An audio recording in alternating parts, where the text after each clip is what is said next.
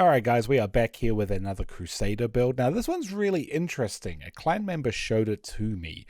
It is a stun Satyr build using the shield and using the frozen chains, which would freeze them if they leave a certain radius of the area, and then using the spinning shield as a harpoon to pull them out of the area and then proc the stun. Now, full credit goes to Mr. Monkey D, fellow clan member of the Olympian clan with me. We were talking on voice chat, and as a fellow Satyr, he was saying, hey, check out this build, and it was awesome. I never thought of doing this build before, and I have been having so much fun with it.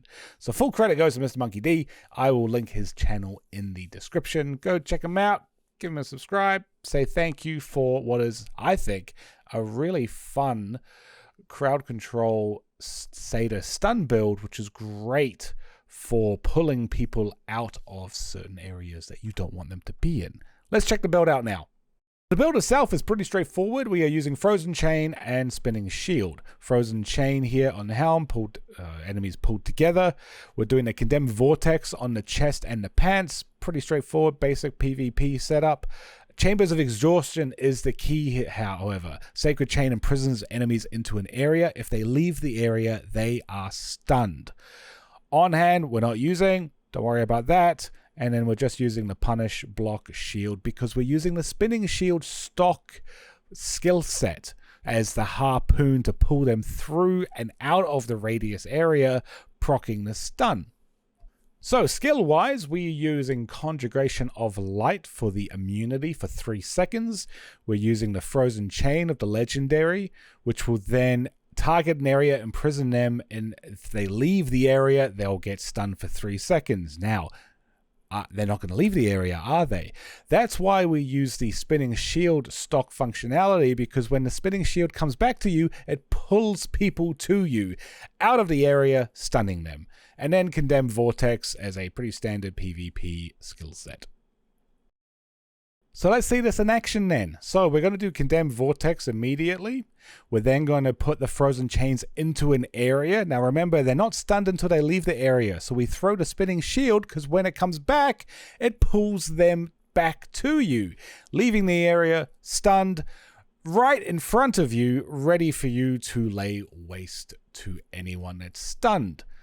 I didn't know the Spinning Shield did this, so I am stoked. This is so much fun. Here we have someone on Guardian. We don't want them there, so we're going to put the Frozen Chain where they are. They're not going to leave that area voluntarily, so we use the Spinning Shield to pull them into you, and then have the Condemned Vortex. We've procced their cheat death. We are a Crusader, so we're not going to be able to kill them, so we let someone else mop it up for us and get the handy assist. So another example here, we've got some people off to the top there, Condemned Vortex. We then put the Frozen Chain in the area. We throw the Spinning Shield to then drag them out of the area, leaving them stunned. Our shield killed one person for us, and then we let our teammate Morts there clean up. Another little handy assist. Good example here, we've got a Crusader going absolutely Burko, flying all over the place. We use the Vortex Condemned to interrupt him whilst our team member starts laying waste. Now, whilst they're doing that, I'm going to drop the Frozen Chain into his radius, leave the area while then throwing the shield. And then when the shield returns, it's going to harpoon him while he's running away back to me with the stun to proc his cheat death. And then again, I can then leave him to let my team members clean him up as well. So it's really viable when you want people to get off idle. So we're going to do Vortex. We're going to throw the Frozen Chains into the area, Spinning Shield, and then harpoon them back into us, stunned, again, ready to be mopped up by our teammates. Now here we are defending the idol. We've got 2 people coming up to us. So again, we're going to do Frozen Chain and the Spinning Shield combination to pull them into us. And then proc the Vortex so that we're giving them damage whilst they're in front of us. The Demon Hunters, they start running away. And in a fascinatingly bizarre scenario, we now have 2 Demon Hunters running away from a Crusader with their tails between their legs and about 20% health, which before this very rarely happened to me. Here we have a slight variation where I don't have any spinning shields, so I put down I do a little spinning shield, but I put down the frozen chain. They're not going to leave the area, but I've got 20% radius increase on the vortex. So we're just on the outside of that area to pull them out of it instead of the shield. Pulling them out using the vortex, getting a nice little kill. They're probably wondering what the hell happened. The one cool thing with this build is that not many people actually know this about the shields, so they're a bit unfamiliar. Here we did the frozen chains, and the guy walked out of the radius and stunned himself in the process. We didn't need to do anything, which is pretty cool.